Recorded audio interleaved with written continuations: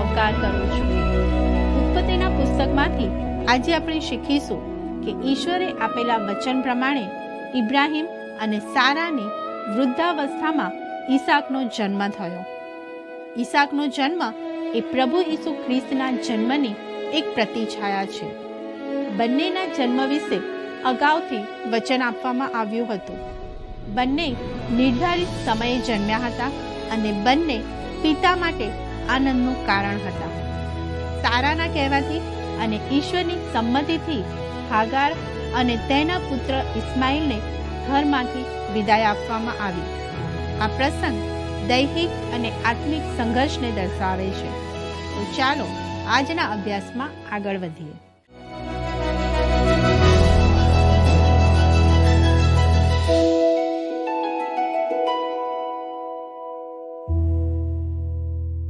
પ્રિય મિત્રો, આજે આપણે ઉત્પત્તિના 21મા અધ્યાયનો અભ્યાસ કરવાના છીએ। મિત્રો, ગત અભ્યાસમાં આપણે પાપ વિશે જોયું કે તેનો નિકાલ કરવો, તેની કબૂલાત કરવી અને તેને દૂર કરવું અનિવાર્ય હતું, જેથી ઇબ્રાહિમ અને સારાને ત્યાં ઈસાકનો જન્મ થઈ શકે। હવે અધ્યાય 21માં આપણને ઈસાકના જન્મ વિશે જોવા મળે છે। આવો ઉત્પત્તિ 21:1 અને 2 કલમ વાંચીએ। અને યહોવાએ જેમ કહ્યું હતું તેમ સારા પર તેણે કૃપા દ્રષ્ટિ કરી, જેવું યહોવાએ તેને કહ્યું હતું તેવું તેણે સારાને કર્યું। અને સારા ગર્ભવતી થઈ ને તેણે ઇબ્રાહિમને સારું તેના ઘડપણમાં જેમ દેવે તેને કહ્યું હતું તેમ ઠરાવેલે સમયે દીકરાને જન્મ આપ્યો। મિત્રો, ઈસાકના જન્મ અને ઈસુ ખ્રિસ્તના જન્મ વચ્ચે ખૂબ જ આશ્ચર્યજનક સમાનતા જોવા મળે છે। મિત્રો, હું માનું છું કે ખ્રિસ્તના આગમન પહેલાં માનવ જાત સમક્ષ આ મહાન સત્ય પ્રસ્થાપિત કરવા માટે જ આપણને ઈસાકના જન્મની નોંધ આપવામાં આવી છે। ઈશ્વરે વચન આપ્યું હતું તે પ્રમાણે ઠરાવેલ સમયે ઈસાકનો જન્મ થયો હતો। અને સંત પાઉલ ગલાતી 4 અને 4માં કહે છે, પણ સમય પૂરો થયો ત્યારે દેવે સ્ત્રીથી જન્મેલો અને નિયમને આધીન જન્મેલો એવો પોતાનો પુત્ર મોકલ્યો। મિત્રો, હવે ઉત્પત્તિ 21:3-7 કલમ વાંચીએ। અને ઇબ્રાહિમે જે દીકરો સારાને પેટે તેને થયો તેનું નામ ઈસાક પાડ્યું। અને તેનો દીકરો ઈસાક 8 દહાડાનો થયો ત્યારે દેવે તેને આજ્ઞા આપી હતી તે પ્રમાણે ઇબ્રાહિમે તેની સુન્નત કરી। જ્યારે તેનો દીકરો ઈસાક જન્મ્યો ત્યારે ઇબ્રાહિમ 100 વર્ષનો હતો। અને સારાએ કહ્યું, દેવે મને હસાવી છે અને હરેક સાંભળનાર મારી સાથે હસશે। અને તેણે કહ્યું, ઇબ્રાહિમને કોણ કહેત કે સારા છોકરાને ધવડાવશે, કેમ કે તેના ઘડપણમાં મેં દીકરાને જન્મ આપ્યો છે। અહીં કેટલીક ખાસ હકીકતો છે જે આપણે સમજવી જોઈએ। સૌથી પહેલાં તો ઈસાકનો જન્મ એક મોટો ચમત્કાર હતો જે કુદરતના નિયમોથી પર હતો। રોમનોને પત્ર 4 અને 19માં સંત પાઉલ ઇબ્રાહિમ વિશે લખે છે કે પોતાનું શરીર હવે તો નિર્જીવ જેવું છે અને સારાનું ગર્ભસ્થાન મરેલું છે એ ધ્યાનમાં લીધા છતાં તે વિશ્વાસમાં ડગ્યો નહીં। મિત્રો, સંત પાઉલ લખે છે કે ઇબ્રાહિમ અને સારા મોટી ઉંમરના હોવા છતાં ઇબ્રાહિમ પોતાના વિશ્વાસમાં અડગ રહ્યો। ઈશ્વરે મૃત્યુ જેવી નિરાશાજનક સ્થિતિમાંથી નવું જીવન પ્રગટ કર્યું। મિત્રો, ખરેખર તો ઈશ્વરે ખ્રિસ્તના ચમત્કારિક જન્મ માટે લોકોને વર્ષો પહેલાથી તૈયાર કરવાનું શરૂ કરી દીધું હતું। ઈસાકનો જન્મ તે જ ઈશ્વરી યોજનાનો એક પુરાવો હતો, જેથી ભવિષ્યમાં થનારા પ્રભુના જન્મને લોકો આસાનીથી સમજી શકે। મિત્રો, અહીં આપણે એ પણ જોઈએ છીએ કે ઈશ્વરે ઇબ્રાહિમ અને સારા બંનેના જીવનમાં કાર્ય કર્યું। તેઓએ એ હકીકત સ્વીકારી કે માનવીય રીતે તેમના માટે સંતાન પ્રાપ્ત કરવું અશક્ય હતું? ઇબ્રાહિમના 100 વર્ષ અને સારાના 90 વર્ષ હતા. તેથી કુદરતી રીતે બાળક થવાની કોઈ શક્યતા નહોતી. મિત્રો, બીજા શબ્દોમાં કહીએ તો ઈશ્વરે ઈસાકનો જન્મ એવી રીતે નિશ્ચિત કર્યો કે જેમાં ઇબ્રાહિમ કે સારાનો પોતાનો કોઈ જ હાથ ન હોય. આ સંપૂર્ણપણે એક ઈશ્વરીય ચમત્કાર હતો જે તેમના દ્રઢ વિશ્વાસ પર આધારિત હતો. ઉત્પત્તિ 21:8 જુઓ મિત્ર. અને તે બાળક મોટો થયો ને તેને ધાવણ મુકાવ્યું અને ઈસાકે દૂધ છોડ્યું. તે દાડે ઇબ્રાહિમે મોટી મિજબાની કરી. આ નાનું બાળક શરૂઆતમાં તેની માતાના દૂધ પર જીવતું હતું, પણ એક દિવસ એવો આવ્યો જ્યારે તેનું ધાવણ છોડાવવું પડ્યું. અહીં આપણા માટે એક મોટો પદાર્થ પાઠ સમાયેલો છે. જ્યારે ઘોડિયામાં રહેલા નાના બાળક માટે માતા દૂધની બોટલ તૈયાર કરે છે ત્યારે તે ઉત્તેજિત થઈને હાથ પગ હલાવે છે, કારણ કે તેને દૂધની બોટલ જોઈએ છે. પહેલો પિત્તર 2:2 કહે છે, નવા જન્મેલા બાળકોની પેઠે નિષ્કપટ આત્મિક દૂધની ઈચ્છા રાખો. મિત્રો, એક નવા વિશ્વાસી તરીકે ઈશ્વરના વચનરૂપી દૂધ માટે આવી ભૂખ હોવી એ અદ્ભુત છે. પરંતુ તમારે આત્મિક રીતે પુખ્ત થવું જોઈએ. માત્ર ગીતશાસ્ત્ર 23 કે યોહાન 14 જેવા મનપસંદ ભાગો વાંચવાને બદલે હવે આખું બાઇબલ વાંચવાનો પ્રયત્ન કરો. હંમેશા બાળક બનીને રહો, પણ આત્મિક રીતે વૃદ્ધિ પામો. વહાલા મિત્રો, હિબ્રુ 5:13 અને 14 લખ્યું છે, કેમ કે જે કોઈ દૂધ પીએ છે તે ન્યાયપણા સંબંધી બિન અનુભવી છે, કેમ કે તે બાળક જ છે. પણ જેઓ પુખ્ત ઉંમરના છે, એટલે જેઓની ઇન્દ્રિયો ખરું ખોટું પારખવામાં કેળવાયેલી છે, તેઓને સારું ભારે ખોરાક છે. મિત્રો, તમે તમારા વિશ્વાસમાં આત્મિક રીતે વૃદ્ધિ પામો. હવે 9 અને 10 કલમ જણાવે છે, અને હાગાર મિસ્રીને પેટે ઇબ્રાહિમને જે દીકરો થયો હતો તેને સારાએ ચેષ્ટા કરતા દીઠો. તેથી તેણે ઇબ્રાહિમને કહ્યું, આ દાસી તથા તેના દીકરાને કાઢી મૂક, કેમ કે એ દાસીનો દીકરો મારા દીકરા ઈસાકની જોડે વારસ નહીં થશે. હવે ઘરમાં આ નાના બાળક ઈસાકનું આગમન ખરેખર ઘણી મુશ્કેલીઓ લાવ્યું. હાગારનો પુત્ર ઇસ્માએલ તેની મસ્કરી કરી રહ્યો હતો. અહીં આપણને ઇસ્માએલનો અસલ સ્વભાવ અને ચારિત્ર દેખાય છે. અત્યાર સુધી તે એક સારો છોકરો લાગતો હતો, પરંતુ હવે તે પોતાનું અસલી રૂપ બતાવે છે. મિત્રો, આ બતાવે છે કે એક વિશ્વાસી પાસે 2 સ્વભાવ હોય છે.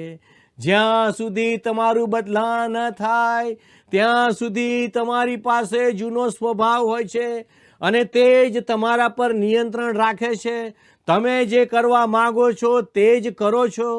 પરંતુ જ્યારે તમારો નવો જન્મ થાય છે ત્યારે તમને એક નવો સ્વભાવ મળે છે, અને જ્યારે નવો સ્વભાવ મળે છે ત્યારે જ જીવનમાં સંઘર્ષની શરૂઆત થાય છે. રોમન 7:19 સંત પાઉલ જૂના સ્વભાવ અને નવા સ્વભાવ વચ્ચે ચાલતા યુદ્ધ વિશે લખે છે, કેમ કે જે સારું હું ઈચ્છું છું તે હું કરતો નથી, પણ જે ભૂંડું હું ઈચ્છતો નથી તે હું કર્યા કરું છું. એનો અર્થ કે નવો સ્વભાવ પાપ કરવા માગતો નથી, પણ જૂનો સ્વભાવ તેના પર નિયંત્રણ રાખવા મથે છે. એવો સમય આવે છે જ્યારે તમારે નિર્ણય લેવો પડે છે કે તમે કયા સ્વભાવ મુજબ જીવન જીવવા માંગો છો. પ્રભુને સમર્પિત થવા માટે તમારે દ્રઢ નિશ્ચય કરવો જ પડશે. તમારે કાં તો પવિત્ર આત્માને તમારા જીવનમાં કાર્ય કરવાની મંજૂરી આપવી પડશે, અથવા તો દેહના નિયંત્રણમાં રહેવું પડશે. ઈશ્વરના સંતાન માટે ત્રીજો કોઈ વિકલ્પ નથી. ઉત્પત્તિના પુસ્તકમાં દાસી હાગારના પુત્રને ઘરમાંથી બહાર કાઢવો પડ્યો. તેમ આપણે પણ જૂના સ્વભાવને દૂર કરવો જ પડશે. તમારા વિશ્વાસમાં મજબૂત બનીને નવા સ્વભાવને અપનાવો. મિત્રો, આવો 11મી કલમ વાંચીએ. પણ એ વાત ઇબ્રાહીમની દ્રષ્ટિમાં પોતાના દીકરાને લીધે બહુ માઠી લાગી. મિત્રો, જો લોહીના સંબંધની વાત કરીએ તો ઇસ્માએલ પણ ઇબ્રાહીમનો જ દીકરો હતો. ઈસાકનો તો હમણાં જ જન્મ થયો હતો, પરંતુ ઇસ્માએલ ઘણા વર્ષોથી ઘરમાં હતો. તેથી ઇબ્રાહીમને તેની સાથે ખૂબ લગાવ હતો. તેથી ઇબ્રાહીમ માટે તેને દૂર મોકલવાની બાબત ખૂબ જ દુઃખદાયક હતી. ફરીથી મિત્રો, હું તમને યાદ કરાવી દઉં કે સારા અને ઇબ્રાહીમે હાગાર દ્વારા સંતાન મેળવવાનો જે નિર્ણય લીધો હતો તેને ઈશ્વરે મંજૂરી આપી ન હતી. ઈશ્વર ઇસ્માઇલનો વારસદાર તરીકે સ્વીકાર કરી શકે તેમ નહોતા, કારણ કે તે માનવીય પ્રયત્ન અને પાપનું પરિણામ હતું. ઈશ્વરે તેને ક્યારેય માન્ય રાખ્યું ન હતું અને ભવિષ્યમાં પણ માન્ય રાખવાના નહોતા. આ બાબત ઇબ્રાહીમ માટે ઊંડા આઘાત સમાન હતી. પરંતુ આ મૂંઝવણભરી પરિસ્થિતિમાંથી બહાર આવવા માટે તેણે તે છોકરાને દૂર મોકલવો જ પડ્યો. બિચારી સારા ઇસ્માઇલને પોતાના પુત્રની મસ્કરી કરતો સહન કરી શકતી નહોતી. આ પ્રસંગ આપણને શીખવે છે કે ઈશ્વરની યોજનામાં માનવીય સમજૂતીને કોઈ સ્થાન નથી. માત્ર દ્રઢ વિશ્વાસ જ આપણને સાચા માર્ગમાં દોરી જાય છે. વાલા મિત્રો, એક વિશ્વાસી તરીકે તમે જૂના અને નવા સ્વભાવ સાથે સુમેળ રાખી શકતા નથી. તમારે એક સ્પષ્ટ નિર્ણય લેવો જ પડશે. યાકૂબ 1:8 કહે છે, 2 મનવાળું માણસ પોતાના સઘળા કાર્યમાં અસ્થિર છે.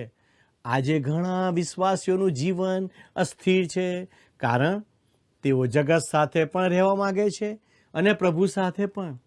તેઓ એક પ્રકારની આત્મિક દ્વિધામાં જીવે છે અને બંને પક્ષે રહેવાનો પ્રયત્ન કરે છે, પરંતુ હકીકતમાં તે અશક્ય છે. ગ્રીક લોકોમાં એક એવી સ્પર્ધા હતી જેમાં ઘોડેસવાર પોતાના બંને પગ 2 અલગ અલગ ઘોડાઓ પર રાખીને દોડતો. જ્યાં સુધી ઘોડાઓ સાથે ચાલે ત્યાં સુધી તો બધું બરાબર ચાલતું, પણ જો તે અલગ પડે તો મુશ્કેલી સર્જાતી. આપણી પાસે પણ 2 સ્વભાવ છે, એક જૂનો સ્વભાવ અને બીજો નવો સ્વભાવ. તે બંને ક્યારેય સાથે કામ કરી શકતા નથી. આ સ્થિતિમાં તમારે નક્કી કરવું પડશે કે તમારે કયા સ્વભાવને અનુસરવું છે. રોમન 6:13 પવિત્ર શાસ્ત્ર આપણને કહે છે, તમે પોતાને દેવને સોંપો તથા પોતાના અવયવોને ન્યાયપણાના હથિયાર થવા સારું દેવને સોંપો. રોમન 8:3 અને 4 સંત પાઉલ સમજાવે છે કે જે કાર્ય નિયમશાસ્ત્ર માણસના જૂના સ્વભાવની નબળાઈને કારણે ન કરી શક્યું, તે હવે ઈશ્વરનો આત્મા કરી શકે છે. નિયમશાસ્ત્ર જૂના સ્વભાવને કાબૂમાં રાખવામાં નિષ્ફળ ગયું, પરંતુ હવે ઈશ્વરનો આત્મા આપણા નવા સ્વભાવને એવું સામર્થ્ય આપે છે કે જે આપણે ક્યારેય પોતાની મેળે કરી શકતા નથી. મિત્રો, ઈસાકના જન્મમાં આપણને પ્રભુ ઈસુ ખ્રિસ્તના જન્મની પ્રતિછાયા જોવા મળે છે. ઈશ્વરે અચાનક માનવજાત સમક્ષ કુમારિકા દ્વારા જન્મની વાત મૂકી ન હતી. તેમણે આ પહેલાં કેટલાક ચમત્કારિક જન્મો દ્વારા આપણને તૈયાર કર્યા હતા, જેમાં યોહાન બાપ્તિસ્માનો જન્મ, સામસૂનનો જન્મ અને અહીં ઈસાકનો જન્મ સામેલ છે. હું ઈસાક અને પ્રભુ ઈસુ ખ્રિસ્તના જન્મ વચ્ચેની આ નોંધપાત્ર સરખામણી તરફ તમારું ધ્યાન દોરવા માગું છું. પહેલું, ઈસાકનો જન્મ અને ખ્રિસ્તનો જન્મ એ બંને વિશે અગાઉથી વચન આપવામાં આવ્યા હતા. જ્યારે 25 વર્ષ પહેલાં ઈશ્વરે ઇબ્રાહીમને ખાલદીઓના ઉર શહેરમાંથી બહાર બોલાવ્યો, ત્યારે ઈશ્વરે તેને કહ્યું હતું, હું તને અને સારાને એક પુત્ર આપીશ. હવે 25 વર્ષ વીતી ગયા છે અને ઈશ્વરે પોતાનું વચન પૂરું કર્યું છે.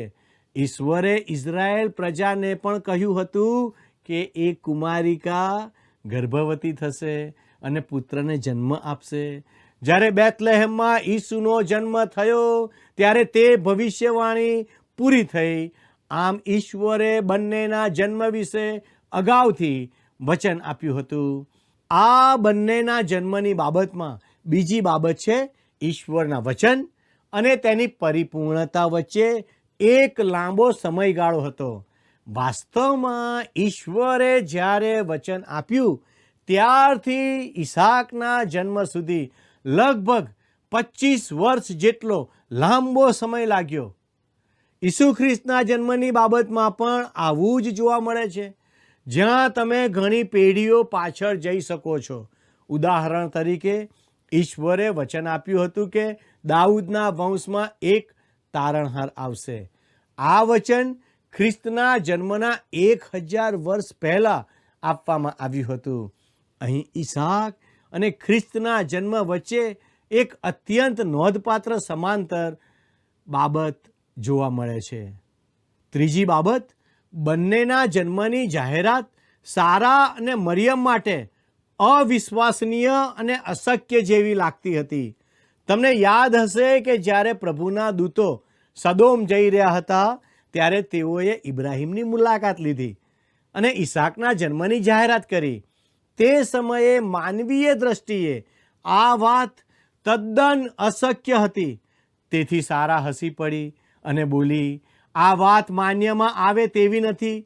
તેવી જ રીતે કુમારિકા દ્વારા જન્મ વિશે પ્રશ્ન ઉઠાવનાર પ્રથમ વ્યક્તિ કોણ હતું? તે ખુદ મરિયમ હતી. લૂક 1:34 જ્યારે દૂતે જાહેરાત કરી ત્યારે તેણે પૂછ્યું, એ કેમ કરીને થશે? કેમ કે મેં કોઈ પુરુષને જાણ્યો નથી. ચોથી બાબત, ઈસાક અને ઈસુ બંનેનું નામકરણ તેમના જન્મ પહેલાં જ કરી દેવામાં આવ્યું હતું. ઈશ્વર તરફથી ઇબ્રાહીમ અને સારાને પહેલેથી જ કહેવામાં આવ્યું હતું કે તેઓને એક પુત્ર થશે. તેઓ તેનું નામ ઈસાક પાડશે. તેવી જ રીતે માથી 1:21 દૂતે યુસફને સ્વપ્નમાં કહ્યું હતું, તું તેનું નામ ઈસુ પાડશે, કેમ કે જે પોતાના લોકોને તેઓના પાપથી તારશે તે એ જ છે. પાંચમી બાબત, બંનેના જન્મો ઈશ્વરે અગાઉથી નક્કી કરેલા ચોક્કસ સમયે જ થયા હતા. આ અધ્યાયની બીજી કલમ જણાવે છે કે ઈશ્વરે ઠરાવેલ સમયે સારાએ ઈસાકને જન્મ આપ્યો. તેવી જ રીતે પ્રભુ ઈસુના જન્મ વિશે ગલાતી 4:4 સંત પાઉલ જણાવે છે, પણ જ્યારે સમય પૂરો થયો ત્યારે ઈશ્વરે સ્ત્રીથી જન્મેલો અને નિયમને આધીન જન્મેલો એવો પોતાનો પુત્ર મોકલ્યો. છઠ્ઠી બાબત, બંનેના જન્મો સંપૂર્ણપણે ચમત્કારિક હતા. ઈસાકનો જન્મ અશક્ય લાગતી ઘટના હતી અને પ્રભુ ઈસુનો જન્મ પણ નિસંદેહ એક મહાન ચમત્કાર હતો. તેમાં કોઈ મનુષ્યનો કોઈ ભાગ નહોતો.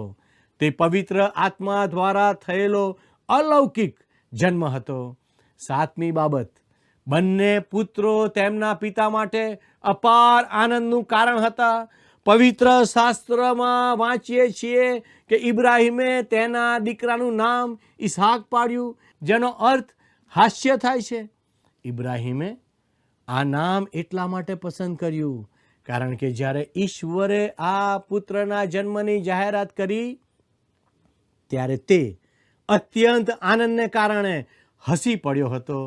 પ્રભુ ઈસુના સંદર્ભમાં પણ તેમના બાપ્તિસ્મા સમયે આકાશમાંથી વાણી થઈ હતી, આ મારો વહાલો દીકરો છે જેના પર હું પ્રસન્ન છું.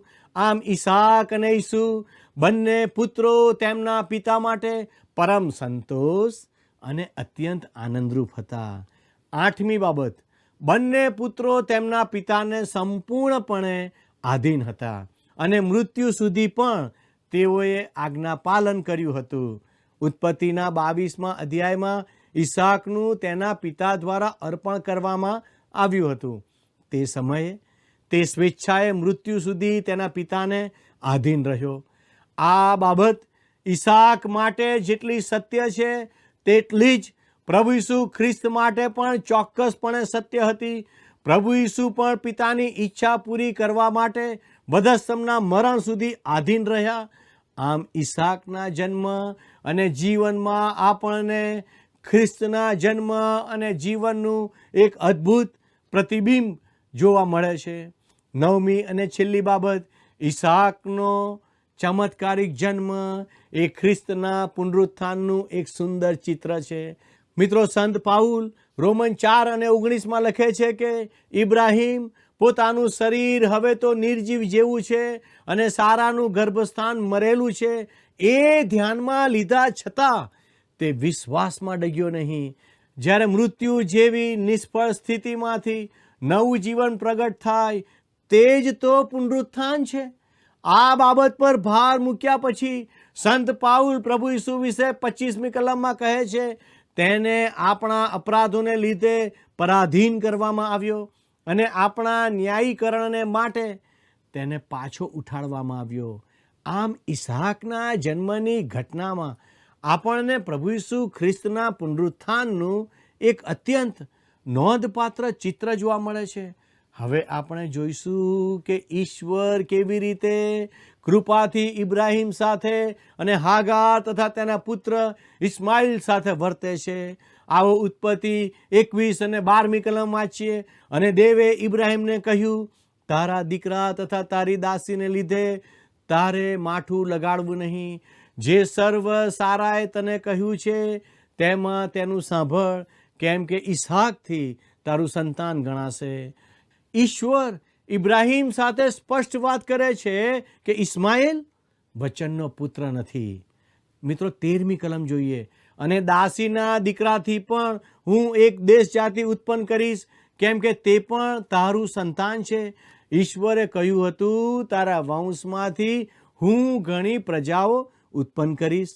અને તેથી તેઓ હવે કહે છે કે આ ઇસ્માઇલમાંથી પણ એક મોટી પ્રજા આવશે. આવો આપણે 14 થી 21 કલમ વાંચીએ. અને ઇબ્રાહિમે મોટી સવારે ઉઠીને રોટલી તથા એક મશક પાણી લીધું ને તે હાગારને આપી, તેની ખાંધે મૂક્યું ને છોકરો પણ તેને સોંપ્યો ને તેને વિદાય કરી. અને તે નીકળીને બેરશેબાના અરણ્યમાં ભટકતી ફરી.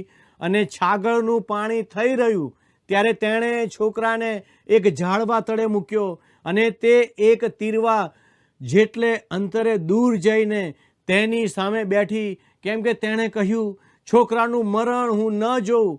અને તે તેની સામે બેઠી ને પોક મૂકીને રડી. અને દેવે છોકરાનો સાથ સાંભળ્યો. અને દેવના દૂતે આકાશમાંથી હાગારને હાંક મારીને કહ્યું, હાગાર, તને શું થયું છે? બીમાં, કેમ કે જ્યાં છોકરો છે ત્યાંથી દેવે તેનો સાદ સાંભળ્યો છે. ઉઠ, છોકરાને ઉચકીને તેને તારા હાથમાં લે, કેમ કે હું તેનાથી એક મોટી કોમ ઉત્પન્ન કરીશ. અને દેવે તેની આંખ ઉઘાડી ને તેણે પાણીનો એક કૂવો દીઠો ને તેણે જઈને છાગળમાં પાણી ભર્યું ને છોકરાને પાયું. અને દેવ તે છોકરાની સાથે હતો ને તે મોટો થયો અને તે અરણ્યમાં રહીને તીરંદાજ થયો અને તે પારાનના અરણ્યમાં રહ્યો. અને તેની માએ તેને સારું મિસર દેશમાંથી એક સ્ત્રી લીધી. મિત્રો, ઇસ્માઇલના વંશજો એટલે કે આરબ લોકો આજે પણ તે રણ પ્રદેશમાં વસેલા છે. હવે આપણે 22 અને 23 કલમ વાંચીએ. અને તે સમયે એમ થયું કે અબીમેલેખે ને તેના સેનાપતિ ફિકોલે ઇબ્રાહિમને કહ્યું, જે સર્વ તું કરે છે તેમાં દેવ તારી સાથે છે. એ માટે હવે અહીં મારી આગળ દેવના સમ ખા કે મારી સાથે ને મારા દીકરા સાથે ને મારા દીકરાના દીકરા સાથે તું દગો નહીં કરે. પણ તારા પર મેં દયા કરી છે તે પ્રમાણે મારા પર અને જ્યાં તું રહે છે તે દેશ પર તું દયા કરશે. અહીં અબીમેલેક ઇબ્રાહિમ સાથે કરાર કરવા માગે છે અને તેઓ સારા મિત્ર બને છે. આવો મિત્રો 32 અને 33 કલમ જોઈએ. એમ તેઓએ બેરશેબામાં કરાર કર્યો. ત્યારે અબીમેલેક ને તેનો સેનાપતિ ફિકોલ ઉઠીને પલિસ્તીઓના દેશમાં પાછા ગયા. અને ઇબ્રાહીમે બેરશેબામાં એક એસેલ વૃક્ષ રોપ્યું ને ત્યાં યહોવા સનાતન દેવને નામે પ્રાર્થના કરી. મિત્રો, ઇબ્રાહીમ જ્યાં પણ જાય છે ત્યાં તે ઈશ્વરના નામની આરાધના કરે છે. વાલાઓ, આપણે પણ જ્યાં કંઈ જઈએ ત્યાં ઈશ્વરની આરાધના કરવાનું ભૂલીએ નહીં. 34મી કલમ વાંચીએ. અને ઇબ્રાહીમ બહુ દાડા સુધી પલિસ્તીઓના દેશમાં રહ્યો. મિત્રો, પવિત્ર શાસ્ત્રમાં કહેવામાં આવ્યું છે કે ઈશ્વરે ઇબ્રાહીમને જે ભૂમિનું વચન આપ્યું હતું તેમાં તે હંમેશા એક પરદેશી અને મુસાફર તરીકે રહ્યો. આ બાબત તેના અચળ વિશ્વાસનો એક મોટો પુરાવો છે. તમારો ઈશ્વર પરનો વિશ્વાસ કેવો છે તે આજે જ તપાસો. ઈશ્વર આપને આશીષ આપો. તારો છું ઓ ખ્રિસ્ત, માનું તારી વાત, કાંકે તે કીધી છે પ્રિય. તો પણ આવું હું ખરા વિશ્વાસ સાથ, ને તુજ પાસે રહીશ ની. રાખ મને સ્તંભ પાસે હે પ્રભુ, જ્યાં તે મુજ માટે મોત સહ્યું. રાખ મને તુજ કુખની પાસે હે પ્રભુ, જ્યાંથી મૂલ્યવાન રક્ત વહ્યું.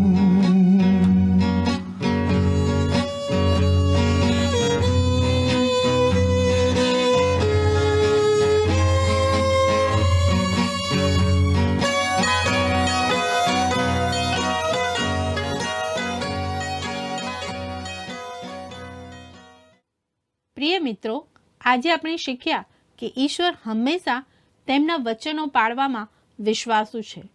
ઈસાકનો જન્મ સાબિત કરે છે કે ઈશ્વર માટે કંઈ જ અશક્ય નથી. ઈસાકનું જીવન માત્ર એક પુત્રનો જન્મ નથી, પરંતુ તે આવનાર મસીહા પ્રભુ ઈસુ ખ્રિસ્તના જન્મ, આજ્ઞાપાલન અને પુનરુત્થાનનું એક સુંદર પૂર્વદર્શન છે. આપણે આપણા જીવનમાં ઈશ્વરના માર્ગ પર ચાલવા માટે અને આત્મિક રીતે વૃદ્ધિ પામવા માટે સંપૂર્ણ વિશ્વાસ સાથે નવા સ્વભાવને અપનાવવો પડશે. આપણે હંમેશા યાદ રાખવું જોઈએ કે આપણે આ પૃથ્વી પર માત્ર મુસાફર છીએ. આપણું સાચું ઘર સ્વર્ગમાં છે. મિત્રો, જો આજના પાઠમાંથી આપને કંઈક નવું શીખવા મળ્યું હોય તો અમને જરૂરથી જણાવશો. તે માટે અમારો ફોન નંબર છે 94 29 37 56 10. મિત્રો, આજનો પ્રશ્ન છે, ઈસાકનો અર્થ શો થાય છે? એ ખુશી, બી આનંદ, સી હાસ્ય, ડી મજા. મિત્રો, ગત પ્રશ્નનો જવાબ છે સી સોવાર. અમારા આજના પ્રશ્નનો જવાબ અમને જલ્દીથી મોકલી આપશો. આભાર. શું તમને આ કાર્યક્રમ ગમ્યો? અત્યારે જ અમને મિસ કોલ કરો.